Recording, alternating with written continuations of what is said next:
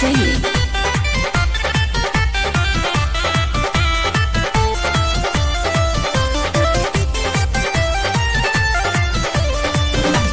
माथा न खराब कर देवरू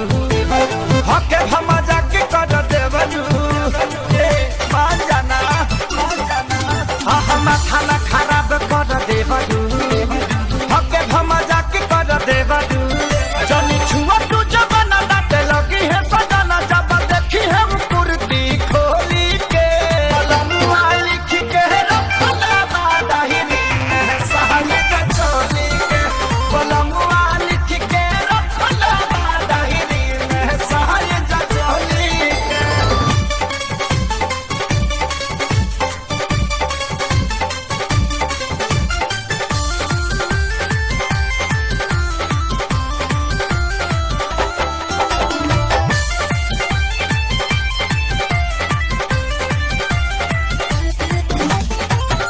हमके चेतैले जब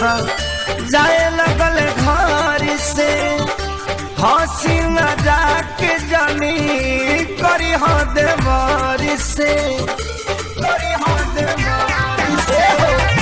हमके चेतैले जब जाए लगल घर से हंसी मजाक जानी करी हो देवर से गाड़ी धर ही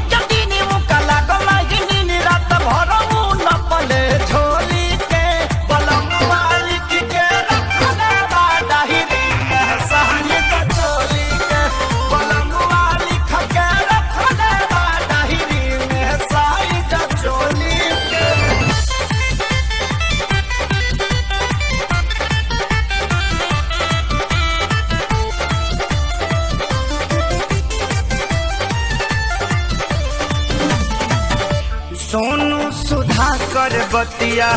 सुनाए खेसारी साइज में फर्क पड़ी दबे लगी है।